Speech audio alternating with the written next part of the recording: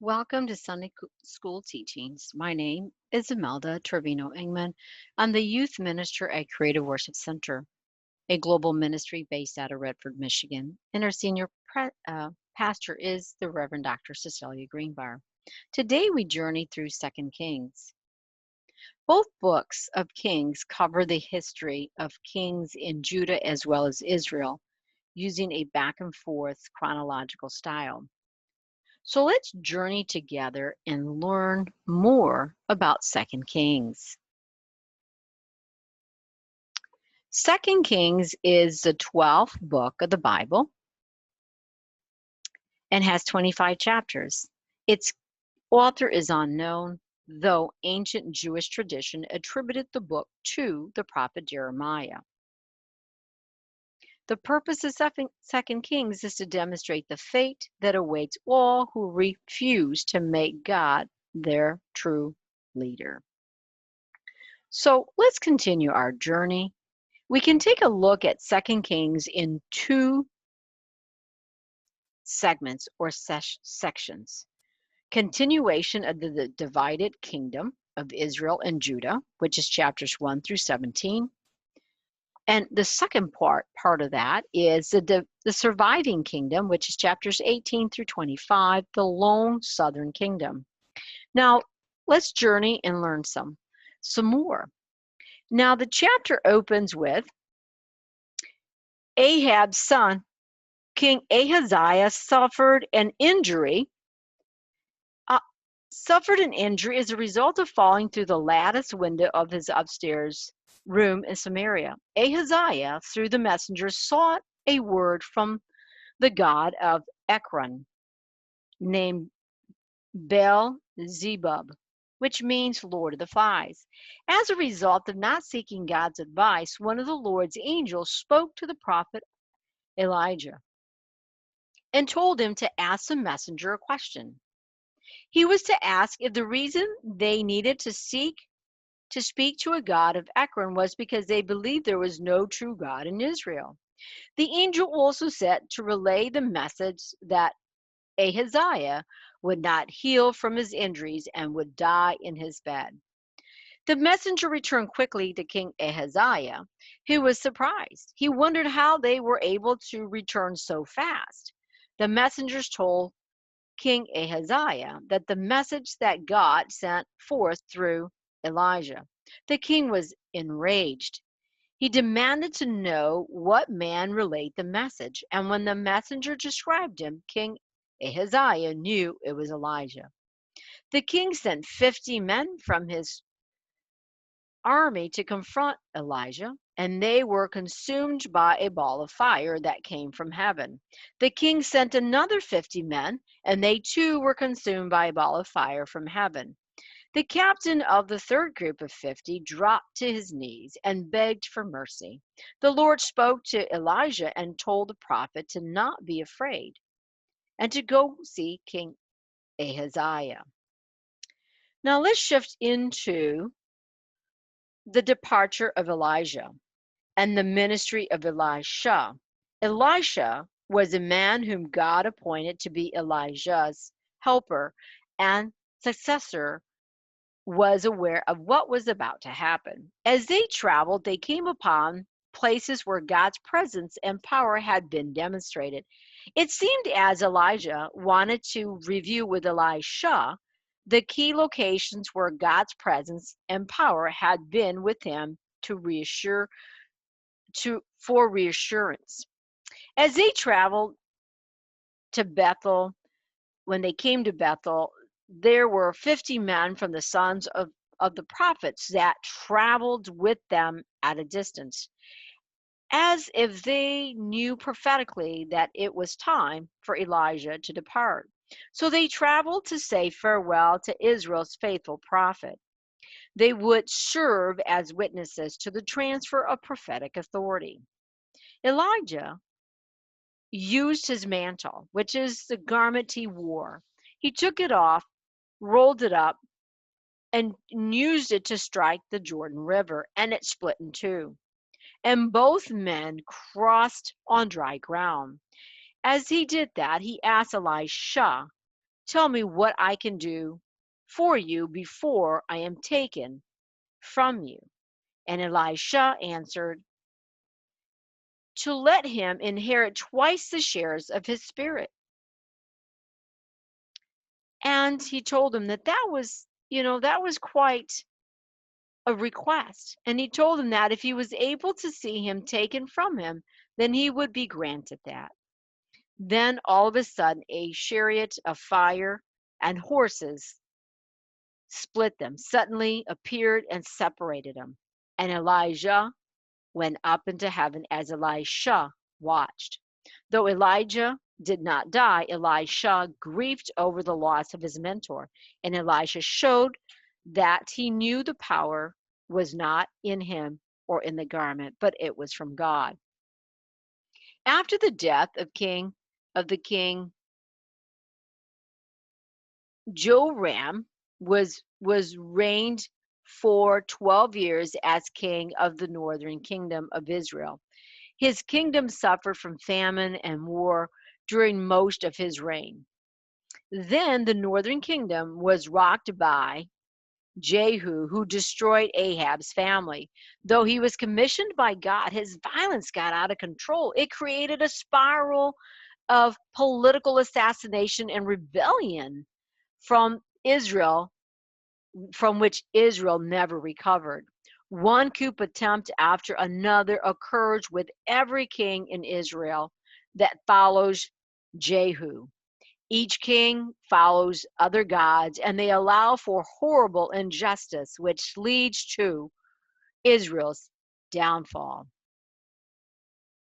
Uzziah reigned for 9 years as Israel's last king. Israel suffered a heavy taxation by Assyria and eventually conquest of the city of Samaria. The king of Assyria deported the Israelites to Assyria and settled them in Allah along Habor and the cities on the Medes. This disaster happened because the people of Israel sinned against the Lord their God, who brought them out of the land of Egypt, and because they worshiped other gods. Now let's shift into the second portion of the book, what we call the surviving kingdom or the lone southern kingdom. Here we learn about King Hezekiah. He reigned for 29 years. King Hezekiah was a devoted follower of God, reopened the temple doors, purified the temple, reinstated priests and their duties, and organized an orchestra to aid in worship, and destroyed the idols and celebrated the Passover. He even invited the people living in the north to participate. King Hezekiah becomes ill, and Isaiah, a prophet and son of Amos, visited him and told him that the Lord said that he should get his house in order because he would not recover from the sickness. Hezekiah then turned away from him and prayed to God and wept bitterly. As Isaiah was leaving, God instructed him to tell Hezekiah that he would live and deliver him. He would deliver him from the city of Assyria. The king of Babylon had heard that Hezekiah's sickness was sick and had sent messengers with gifts. But Hezekiah foolishly showed the Babylonian messengers the wealth in the temple. Isaiah then told the king the words of the Lord, which said that there would come a day when everything he owned and everything he had showed those men would be stored up and would be um, stored up and taken to Babylon. When the king died, his son Manasseh took the throne. He rebuilt all the pagan shrines. He was one of the worst kings ever. He sacrificed one of his own sons, practiced sorcery, set up idol rites in the temple, murdering many of his own people, but repented during his Assyrian captivity. Another one of Judah's kings Josiah loved God with all his heart. He repaired the temple, found a lost scroll of the law. He promised to obey it. So God delayed the destruction of Judah until his death. God felt that Judah was too far gone. So King Josiah personally oversaw the major project of destroying idol shrines, reinstating the priest of God, celebrating the Passover with greater zeal than had been seen since Solomon's day. He was greatly loved by his people. Though other kings followed the king Hezekiah, who served as many kings of Judah for 11 years, saw the temple burn and Jerusalem destroyed, was tortured and carried away with the final exile of Babylon by King Nebuchadnezzar. So let's take a look at what are the main themes here in Second Kings. First, Elisha. The purpose of Elisha's ministry was to restore respect for God and his message, and he stood firmly against the evil kings of Israel. Elisha's mighty miracles revealed that God's controls not only great armies, but also events in everyday life. By faith and courage and prayer, Elijah revealed not only God's judgment on sin, but also his mercy, love, and tenderness towards faithful people. Idolatry. An idol is an idea or ability or possession or person we regard more highly than God. Every evil king in both Israel and Judah encouraged idolatry. The false gods they worshiped represented war, cruelty, power, and sex. Although the kings had God's law, priests, and prophets to guide them, they sought priests and prophets whom they could manipulate to their own advantage. Now, evil kings and good kings. Only about 20% of Israel and Judah's kings followed God. The evil kings were short sighted. They thought they could control their nation's destinies by importing other religions, informing and forming alliances with pagan nations and enriching themselves. The good kings had to spend most of their time undoing the evil done by their predecessors. Although the evil kings led the people into sin, the priests, heads of the family, and military leaders all had to cooperate with the evil for it would be carried out. Let's take a look at God's patience. Boy, God told his people that if they obeyed him, they would live successfully. If they disobeyed, they would be judged and destroyed. God had been patient with the people for hundreds of years, sending many prophets to guide them. And he had also given them ample warning of the coming of the destruction. But God's people discovered that his patience has limits. Judgment, the consequences of rejecting God's command and purposes for our lives are served.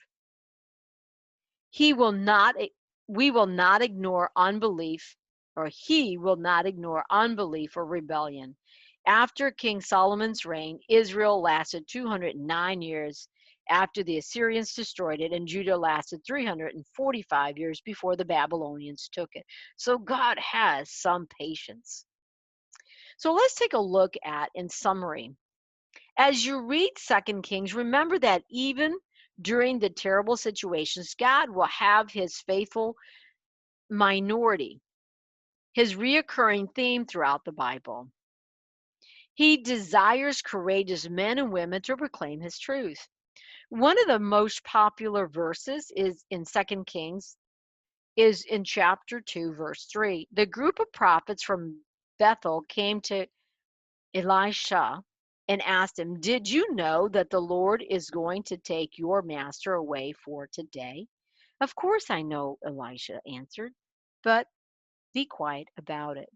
Now, there are so many wonderful classical stories here that I didn't even touch upon, but I want you to take the time to spend time as a family and read them jointly. And also, there's so many wonderful miracles that were done by the prophet Elijah and Elisha. And you will get to know the prophets more when you read through their miracles. And I encourage you to sit as a family to do that. I want to thank you for journeying with me through the book of Second Kings. Be blessed.